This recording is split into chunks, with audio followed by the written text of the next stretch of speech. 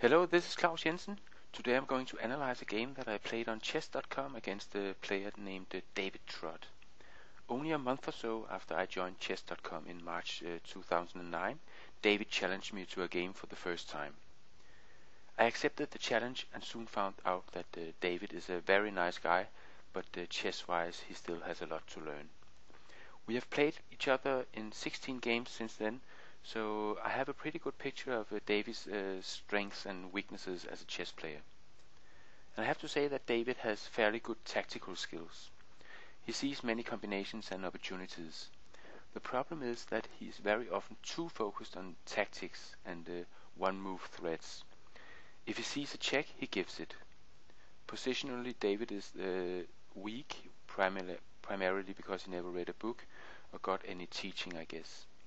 So David's game is pretty much a move-for-move game.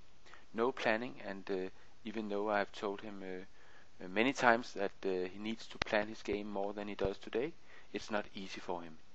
And this is why he's only rated around 1700 on chess.com, which probably translates to something like a 1500, 1600 ELO player, I guess.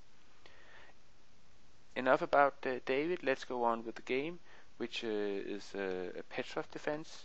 David is playing white, and he wanted a Petrov defense because this is something he opposes regularly in his games.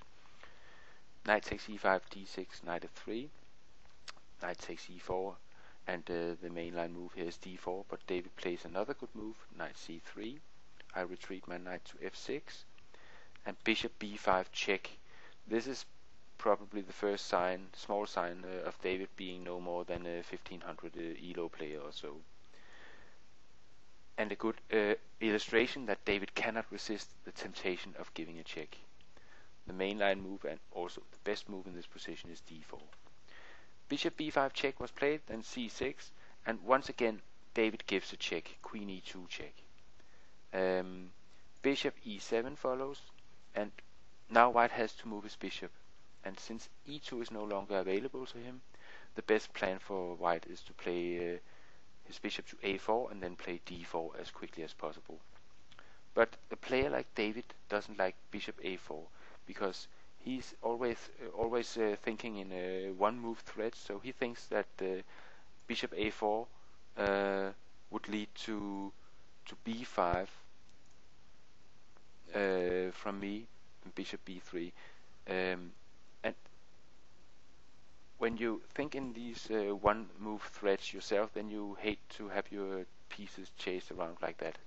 But I would never have played b5 in this position. I would just have castled kingside probably. So David doesn't play bishop a4, he plays bishop d3. Castles, d5, rook e1, bishop d6. And at this point I asked David how he planned to develop his c1 bishop, because this piece is really locked in. And David actually came up with a very nice plan. What he said was that he wanted to play knight d1, and then knight e3, and then c3, and then bishop c2, and then d4, opening up for this bishop on this diagonal. So that was a very nice plan, and David therefore played knight d1. Bishop g4, pinning the knight here, knight e3, bishop h5, and once again David sticks to his plan, plays c3. Rook e8, queen d1. Understandably, David wants to remove his queen from the pinning of the knight on e3. Very understandable. Knight b d7. And despite a few odd moves in the early opening, bishop b5 check and queen e2 check, followed by bishop d3, white is still in the game, and now it's very urgent for him to unblock this d-pawn. This d3 or d4 is vital for white in this position. But bishop c2 as planned is not so good because of knight e5 and a strong pressure on f3. And so therefore the right move in this position would be bishop e2, taking the pressure of f3 and unblocking the d-pawn. David told me that the reason for deviating from unblocking the d-pawn was that he thought I was going to play c5. So therefore David plays b4.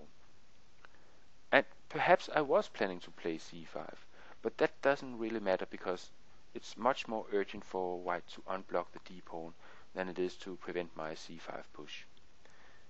Knight e5, hitting the bishop on d3 and also a prime pressure on f3, bishop e2, and David comments, "Now I'm forced to defend." He obviously doesn't like the thought of having to defend. David wants to attack. But to be able to attack, one has to develop properly first. If your pieces are not on some good squares, your attack is doomed to fail. And at this point, David asked me, "It's time to come clean. What's your plan?" And my answer was that I would try to play aggressively to capitalize on the lack of white development. Not a very detailed answer, but I hoped David could see that what I meant was that I would play bishop takes f3, bishop takes, and knight d3. And David actually suggested this plan. And this move illustrates white's problems very well. His d-pawn is blocked, the knight controls the b2 square, so white cannot put his bishop there, and the rook is threatened and has to move to f1. It's important for black to continue playing aggressively, and the most obvious way to do this is to activate the second knight and open lines for the queen with knight e4. And David, of course, desperately wants to chase this knight on d3 away, so he plays queen c2, but it's already too late, because so far black has played developing moves and tried to disturb the white development, and now the time has come to consider if the time is up for an attack. David correctly noticed that the queen h4 is easily met by g3. So the black idea is, of course, to try to play queen h4 with tempo, and the way to do it is to sack on h2 first. And it takes some calculations to see if this bishop sack works, but that was what I played. King takes, because we see, of course, that king h1 fails to queen h4 and leading to a quick mate on either f2 or h2. So king takes h2, queen h4 check, king g1, and this is the critical point in the calculation. First I considered knight d to f2, but then bishop takes e4, and then there's no checkmate on h1 because the king can go to f2. So the right move is knight e takes f2. And now the threat of a mate on h1 is real. So rook takes f2 is almost forced, queen takes, king h2, rook e6, bringing the rook into the attack, knight f5, covering h6, knight e1, attacking the queen and the bishop, queen d1, rook a to e8, putting even more pressure on the white position. Finally, white gets to play d4, but rook e2, queen takes e1, rook takes e1, and David resigned the game. I think if you're a 15 or 1600 player watching this video, I think that what could quite possibly take you to the next level is to think more in plans and less of one move threats.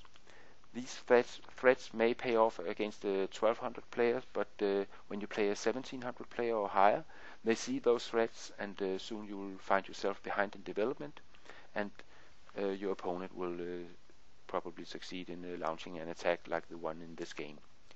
I hope you enjoyed this game, and I hope to see you on my blog at klausjensen.com. Bye bye for now.